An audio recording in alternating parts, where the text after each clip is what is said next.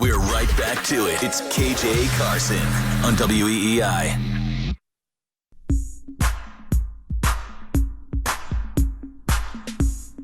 Yeah. Turn that up, Zach. Turn it up. Yeah. KJ WEEI.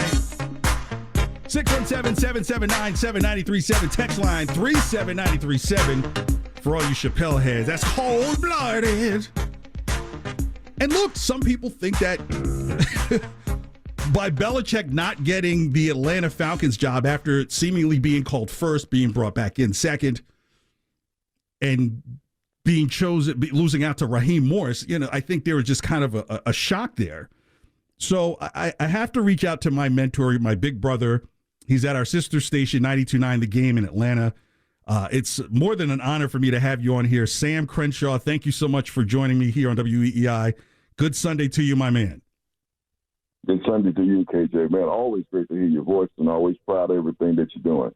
Can I admit to people that Rick James record that I just played, I actually stole from your collection when I helped you move from one of your places some years ago, But look, what was the thought process of the fan base when Belichick's name was being bandied about it potentially as the next head coach for the Falcons? Well, I tell you, it had people torn in this community. A lot of people said, okay, all right, it makes sense. Some were concerned about the age. And then, of course, there's that garden party that happened back in Houston a few years back that people here can never forget. Yeah. So people say, of all people, do we want this guy? But with his credentials, how could you not, want at least to see if it's possible? And the second interview made us feel like the combination of him getting the second interview and him not talking to any other teams made us all feel like it was a done deal. We really did. We thought, okay, this is close. Maybe they're talking to some of these other people to see if they want to come and be on the staff and be like the coach in waiting after he reaches 348. Right. Okay? Because that's the whole thing we figured. He's coming here to get things going in the right direction, bring in a quarterback he can work with, and he's attracted to this place because there's enough talent in place that he knows that he should be able to win and reach that goal, that career goal. So that made sense to us. Then the Falcons started interviewing other people, and I really think, some kind of way, Harbaugh, I think, was the guy that maybe they were really hoping for, because once Harbaugh decided to pass up on a second interview here, go out to California and agree to the Chargers job, that's when they moved on Morris. So that's what I tend to think. But we all thought all along that Belichick was a clubhouse leader, as you might say, if you use a golf term, and that he was the favorite. Yeah, that's interesting that you say that, because that was the same thinking here in New England, right? It's like if you're going to talk to Belichick and you talk to him a second time, there's a part of you almost saying, like, what do you really have to talk to him about a second time? Is it just signing papers? But there was also this thing, and I wonder if this played into it as well, a lot of us wondered if Belichick, the next place he went to, would he be able to get the control similar to what he had here in New England? But knowing that Arthur Blank is is the alpha and omega with that team, would he be able to have that conversation? Did any of that start to peer out that maybe that Belichick might have wanted to have control in terms of personnel, and that might have kind of, shook the boat a little? Well, the thing that makes us think that was definitely a conversation was what the team did once they named Raheem Morris regarding Rich McKay, who has been Arthur Blank's right hand from the day he's practically purchased his franchise, and McKay came here from Tampa Bay. He seems like he was just someone that's always going to be up toward the top as far as the organization goes. And he was the club president. And once the decision was made on Morris, McKay is now in charge of the Atlanta United. He's in charge of the soccer team. Someone who's been this close confidant, and that's the whole thing. When they came out and made the decision that Arthur Smith was gone, Terry Fontenot, the GM, was nowhere to be found. Wow. We didn't know where he was. That's kind of like with Jonathan Kraft here when everything was changing. He seemed to have disappeared as well here. Yeah. So that's something that everybody that started a whole nother question here. Okay, Arthur Smith is gone, but where's the team GM? Why are we just seeing, Arthur Blank and Rich McKay? And so that's the other question that was there. And they said, well, his role is different. He's back at the office. He's doing whatever. But we just know here's a guy that's the GM of the team, and he's not visible. And the thing, some of us thought that if Belichick came, maybe he wanted to have a say of who was in that capacity, or maybe he wanted that title as well. Yeah. So, now we know that Fontenot is staying, and that he and Morris are going to be the people who really report directly to Arthur Blank as far as decisions with the football team and the roster and whatnot. And that McKay's job, while he stays involved with, A and B, his role is going to be shifted more to the soccer team. I mean, he's still around. He's still going to be in place. And he's still obviously thought of highly and highly regarded for the NFL office, being on the rules committee and several other committees he's a part of. Years ago, KJ, people thought that McKay may have been a person who could be one day NFL commissioner because of his background. Right. A lawyer, what he's done here, and obviously his family with his dad having been the founding coach of the Tampa Bay Bucks and successful coach out of Southern California for all those years. So he's very highly respected and highly regarded. People here in town start to ask him, what does he do? Because he's always, around in the face and doing some type things. And some people here in town start to question his role. So his role has been changed. And we think maybe and people say maybe that came out of the conversations with Belichick. And so that may be an impact that he had on this team and this franchise, even though he's not here. So it's interesting because obviously the hiring of Raheem Morris has affected Bill Belichick, and the effect of Bill Belichick being let go here is Gerard Mayo, someone that you remember playing when he was at the University of Tennessee and all those games butting up against Georgia, and that's the Team Martin team, I believe, that went to the national championship and won, right? That won it. Right there.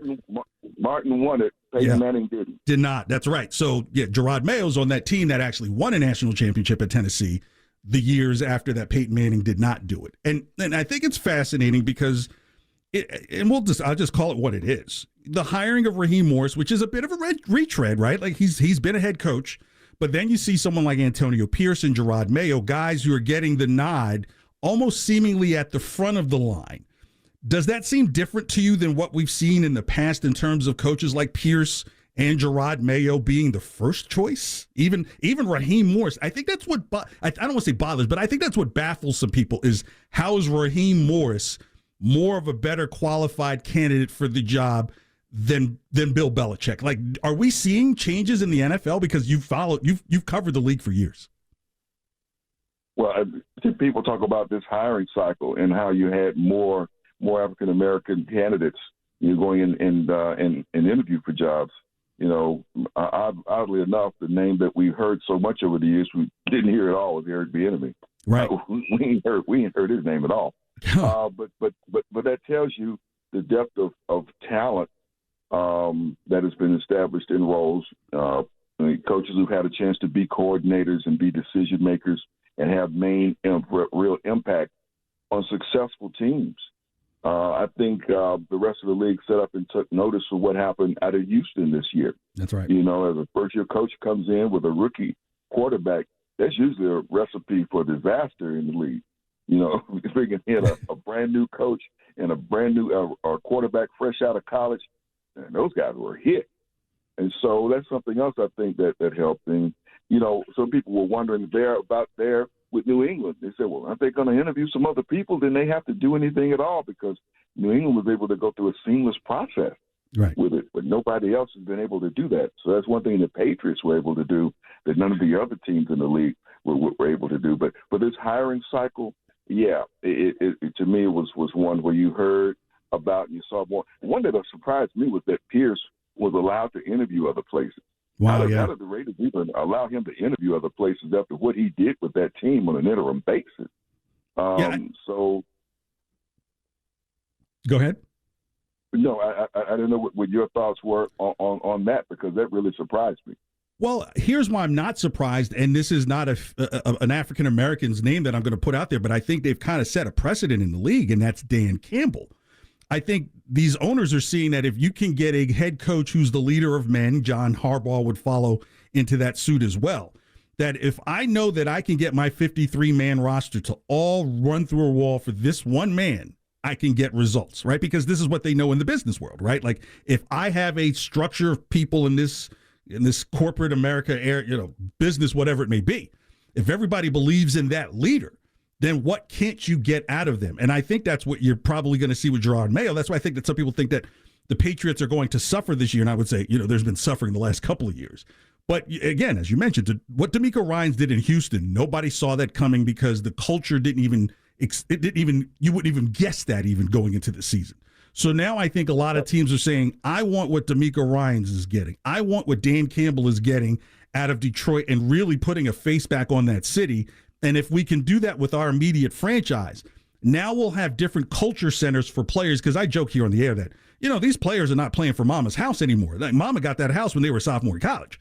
So these guys are now saying, look, you can offer me the most money, but if you can offer me a culture that I want to be a part of and run through the wall for my leader, sign me up. And so I think maybe these are more of the head coaches we're going to see in the NFL. Do you think? I certainly hope so.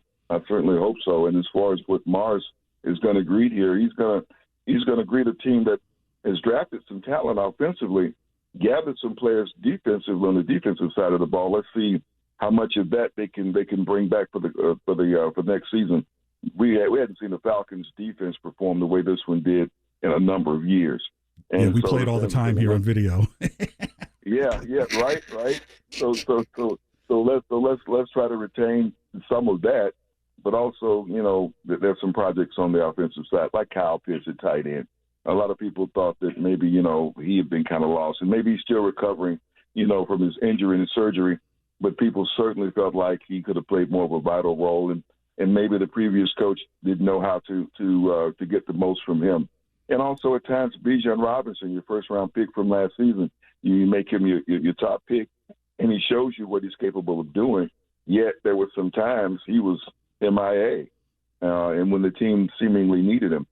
I think, Mars comes in with a great deal of talent to work with a line that has proven itself to block well for the run, needs some work for the pass, and that's going to factor into who they are able to attract as a quarterback, if they're going to be able to bring one in as a free agent, make a trade for one, or if they're going to have to do it through a draft.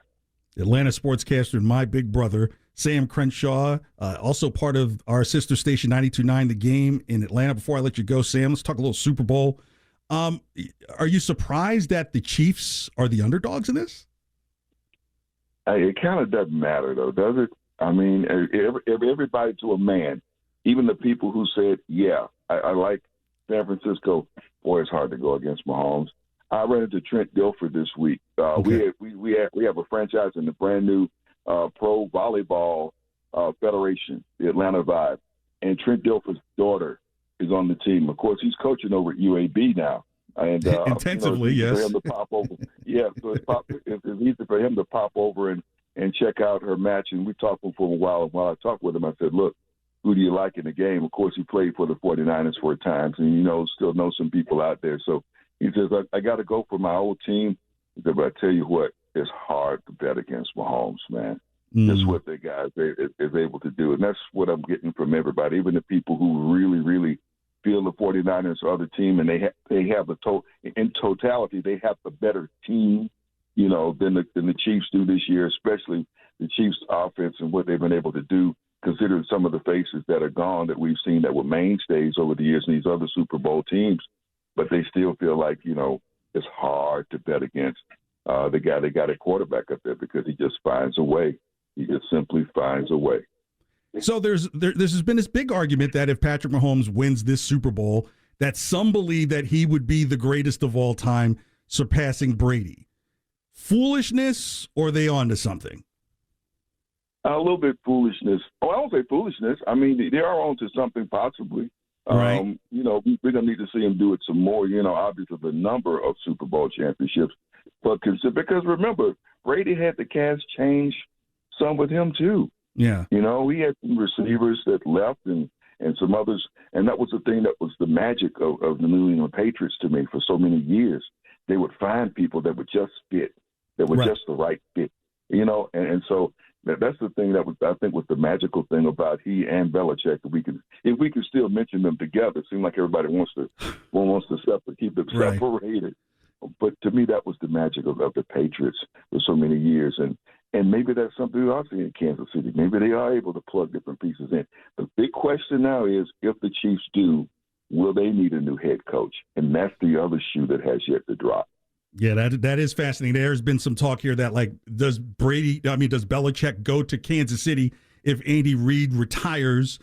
I can see a scenario where Andy Reid does leave for some personal reasons, right? A lot of things have personally happened in his life, first in Philadelphia, and then they've reemerged during his time in Kansas City, that he may want to, be able to make himself 100% available to address those things. But I don't think the answer to that is Belichick goes to Kansas City. Do you?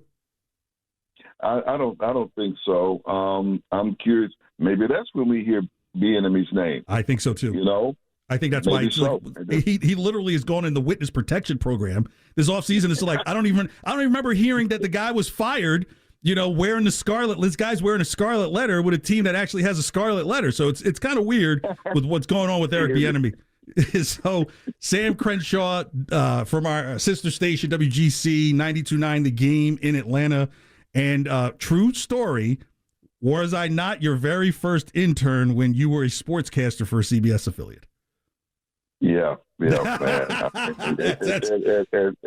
and fantastic, so talented, and we all knew that you were on your way to doing tremendous things, man. And like I said, I'm so proud of everything that you've been able to accomplish within work and with your family and your life. Oh, thank you, man. I still have 6 minutes without being emotional before I get to the break. But thank you so much, Sam. Best to you. And check him out. You can catch him on The Game in Atlanta. And thank you so much for your insight on what happened or didn't happen with Belichick there in Atlanta. Whew. All right. We get to hear from Raheem Morris tomorrow at 2 o'clock. You have an express conference. Maybe we'll find out more. We'll see. Yeah, maybe one of Belichick's kids pops up. I don't know. Thank you so much, Sam. Have a good one, my man. Sam Crenshaw. Yeah, Zach, that is the guy who, we do our internships, right, when we get into this industry. And this was before DVDs, I think, existed. I'm totally kidding. But true story, I'm coming in, and God rest his soul, a guy named Mike Hogwood, who used to call NASCAR and some ACC basketballs in college. He's just like, Sam, you just got here, and you're going to intern with him. And that's how, and we've been, like, at the hip for years, Zach, so. Even when I moved to Atlanta, I stayed in it because in this industry, like, you really want to grow, you're gonna have to find some people who stay in their house for a little bit. So sometimes the pay dictates it like that. But just it's very fascinating to think that, okay, in Atlanta they thought that it was going to be Belichick getting the job, especially with the second thing. But it seemed like, just very similar to here, that maybe the control situation did start to rear its head somewhere between interview 1, maybe in interview 2, that by the time you come to the final decision, that circle was going to stay tight and it wasn't going to have Belichick come in, obviously bring his people in. Think about it. Look, Josh McDaniels not hired. Bill O'Brien might be in between 2 jobs already. So if I was Bill O'Brien, I would stay at Ohio State because that head coach is 1 Michigan loss away from Bill O'Brien being the head coach at Ohio State. So it's very fascinating that I think we're seeing this kind of changing of the guard. I do want to get to something we did hit upon a little bit on the conversation, and that's this Patrick Mahomes as the greatest of all time. Now, hold your breath, some of you, but I'm going to tell you from 3, 2 to 1, 1, 2, and 3, you're going to be shocked at how I have them put, okay? Number 3, Patrick Mahomes. Here's why. We've only seen the immediate work. We haven't seen what the final product looks like, right? Pro Stats, Pro Football Reference, it's a great site just for looking for things, but I hate when people come with it with a book report. Like, if Mahomes' career stopped right now, there's a comp maybe somewhere at the high end, Brett Favre, and at the low end, Dante Culpepper. Not a bad area. At number 2, Joe Montana. This guy only missed the playoffs in a strike season. That's the greatness of Montana, and I would argue that for those who've never seen Joe Montana, go back and watch, because this stuff is available. Go back and watch what Montana did and how advanced that was in the game. The reason why Brady is number one is because of the nearly 10-year gap between Super Bowl winning title 3 and 4. That's what's the unheard of, because people had careers during that time where Brady wasn't winning Super Bowls and the Patriots were losing in these high-end games, championship games, second round, all these different things that were happening. And for it to still happen 3 more times, the reason why it's very similar, because it's very similar to Jordan in the NBA, right? When people make the argument about LeBron versus Jordan, people forget that Jordan stepped away from basketball completely, tried his hand at another sport, then came back to play basketball, got his wind a little bit, and then went to go on and win 3 more. That's kind of what Brady did in his career. And for it to be so long at that position, Patrick Mahomes really is going to have a 20, 22-year career. And he can't really have this super long gap, because in today's environment, they'll be like, oh, man, he won those Super Bowls like 10 years ago. There has to be a second act that's greater than Tom Brady's second act. And I don't know how one does that with the history of injuries, the lifespan of a quarterback in the league, free agency and changes. So some people wonder if Travis Kelce may be getting pretty close to retirement, either after this season or maybe next, and what that looks for Mahomes down the line. So look, being number 3 right now isn't bad, because Joe Montana, again, just absolutely dominated an entire decade. Look, Super Bowl in 81, strike season 82, lost the conference championship in 83, won the Super Bowl in 84, lost the wild card in 85, lost the divisional, won the Super Bowl, lost the conference, back goes out, Steve Young steps in. That's Joe Montana right there. So not even considering his time in Kansas City, because those Kansas City teams that he went to, they really needed more than what he provided, and he provided a lot just for them to just get to some type of relevancy, because the Chiefs of the 80s were absolutely horrible. I remember it as a kid. Zach, they used to have these things where you used to collect these football helmets, and you used to get scoops of ice cream, and there were teams that you were like, oh, I got to get that. Cowboys. I knew some people who were associated with the Patriots when I was a little kid. So it was like, oh, Patriots, Giants, you weren't really grabbing for those helmets. You weren't grabbing for a Kansas City Chiefs hat at that time. So Montana is the reason why teams are now suddenly putting the emphasis on how many rings do you have, because the guy won 4 Super Bowls between 81 and 89. And that's what Patrick Mahomes has to do, right? Like in a 10-year span, you've got to win straight up 4. You got to dominate a decade. I don't know if he dominates it. Like if he'd beaten Brady, 2 times he lost to Brady. Like, how do you weigh those? So when looking at it in the grand scheme of things, say Mahomes does get to 7 and matches Brady, do you still put Brady ahead because of the head-to-head record? I don't know if it would be head-to-head at that time. It would then be maybe a question of longevity, right? If he wins 7, then you say, okay, yeah, you've won 7. If he does it in 10 years, then yeah, there's no question, right? You're doing something that even greater than Montana, and the question always about who Brady had to pass to be the greatest was Montana. So clearly it makes you greater than Montana. Then will come the conversation of your longevity. And I think that might be the slight edge where Brady will get it.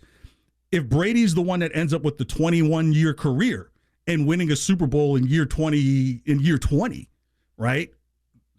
Patrick Mahomes has got to be around for 20 years. Right now, if he wins 7 at the beginning and doesn't win any more towards the end, yeah, you still say, look, you had a longevity career, but you would say, okay, why couldn't you win it the remainder of the time? What happened? There's some depreciation going on.